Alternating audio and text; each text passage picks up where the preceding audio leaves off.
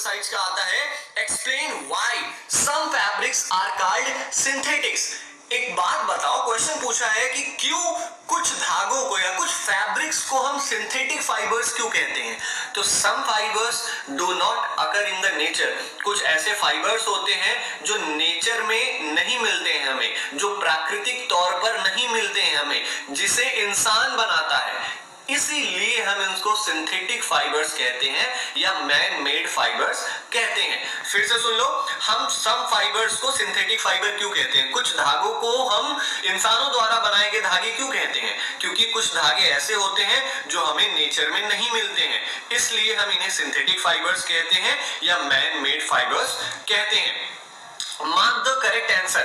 अब देखो क्वेश्चन क्या पूछा है, क्वेश्चन पूछा है कि rayon is different from synthetic fibre. Rayon fully man made fibre नहीं है, रेयॉन को पूरी तरीके से लैब में नहीं बनाया गया है, पूरी तरीके से इंसान रेयॉन को नहीं बना सकता है, क्योंकि रेयॉन सेलुलोज से मिलता है और सेलुलोज हमारा पेड़ों से मिलता है। ठीक है, तो डिफरेंस क्या है, पूछ रहा है कि रेयॉन में और जो पूरे सिंथेटिक फाइबर होते हैं जिसे पूरी तरीके से इंसान बनाते हैं, इन दोनों में फर्क क्या है। तो फर्क इतना है कि जो रेयॉन है हमारा वो वुड पल्प से मिलता है, लकड़ियों से मिलता है, तो थोड़ा सा ये सेमी सिंथेटिक है, मतलब आधा इंसानों ने बनाया है और आधा नेचर से मिलता है हमें। आई थिंक आपको समझ में आ गया होगा। Fill in the blanks with appropriate words. इसमें पहला क्वेश्चन है सिंथेटिक फाइबर्स को हम और क्या कह सकते हैं। सिंथेटिक फाइबर को हम मैन मेड फाइबर भी कहते हैं या आर्टिफिशियल फाइबर भी हम कहते हैं। B, synthetic fibres are synthesized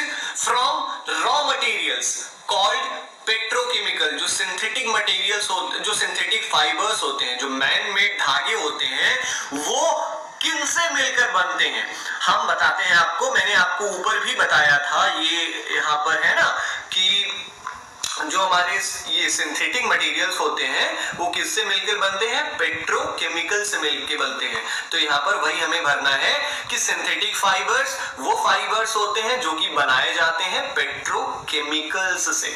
समझ में आया। लाइक सिंथेटिक फाइबर मतलब इंसानों द्वारा जो बनाए गए फाइबर्स हैं उनके जैसे प्लास्टिक भी एक क्या है, पॉलीमर है। पॉलीमर का मतलब जो बहुत सारे मोनोमर से मिलके बनता है उसको हम पॉलीमर कहते हैं। Got it.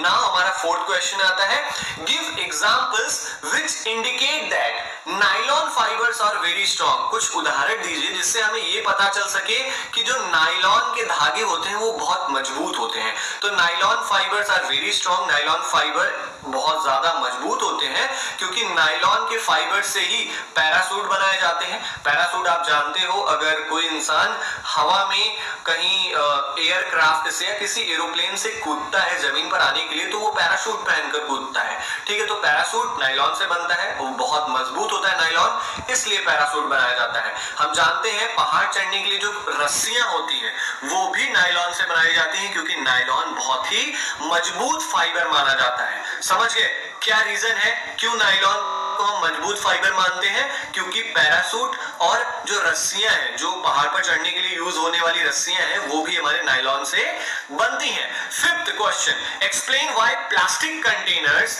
Are favoured for storing food. Explain करिए, रीजन बताइए कि हम अपना खाना स्टोर करने के लिए, हम खानों को ढकने के लिए या इसको लंबे समय तक रखने के लिए क्यों प्लास्टिक के डब्बों का यूज करते हैं, ऐसा क्यों होता है। आंसर ये है कि plastics do not react with food items and they are strong, light and durable. जो प्लास्टिक्स होते हैं वो अंदर रखे गए खानों के साथ रिएक्ट नहीं करते हैं, और अगर रिएक्ट नहीं करेंगे तो खाना हमारा खराब नहीं होगा। आप लोहे के डब्बे में रख लो खाने को, आप क्या करो, एक दिन लोहे के डब्बे में रख दो, आप देखोगे कुछ समय बाद, कुछ घंटे बाद वो खाना खराब हो गया रहता है क्योंकि आयरन के साथ रिएक्शन कर लेता है। लेकिन प्लास्टिक के साथ कोई भी फूड आइटम, कोई भी खाने की चीज रिएक्शन नहीं करती है।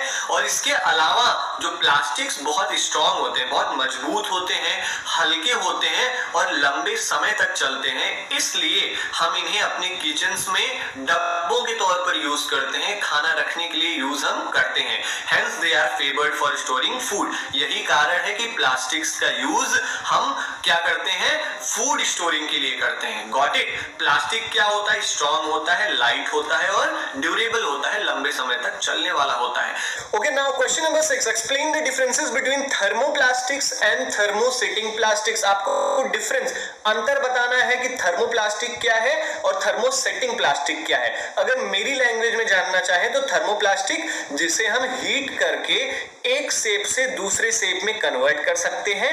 थर्मोसेटिंग प्लास्टिक मतलब जिसे हम हीट करके एक शेप से दूसरे शेप में नहीं कन्वर्ट कर सकते हैं। इनके हम डिफरेंसेस देख लेते हैं। पहला डिफरेंस क्या है, थर्मोप्लास्टिक जो होता है वो ऐसे प्लास्टिक्स होते हैं that can be deformed easily, जिसे हम एक शेप से दूसरे शेप में आसानी से ढाल सकते हैं अगर हम उन्हें हीट कर दें तो, और हम उन्हें क्या कर सकते हैं, मोड़ भी सकते हैं। लेकिन जो थर्मोसेटिंग प्लास्टिक्स होते हैं वो ऐसे प्लास्टिक्स होते हैं that can not be softened by heating, जो बिल्कुल भी अगर हम उन्हें कितना भी गर्म कर दें वो जल जाएंगे, लेकिन वो एक शेप से दूसरे शेप में कन्वर्ट नहीं होंगे।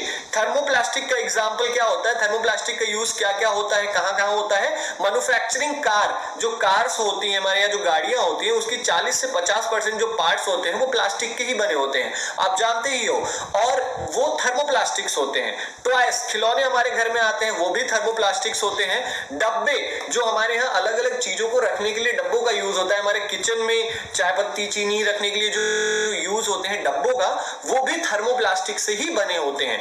थर्मोसेटिंग प्लास्टिक्स के एग्जांपल्स हैं, थर्मोसेटिंग प्लास्टिक का एक टाइप है बेकेलाइट, ठीक है, और बेकेलाइट मान के चलो थर्मोसेटिंग प्लास्टिक ही है।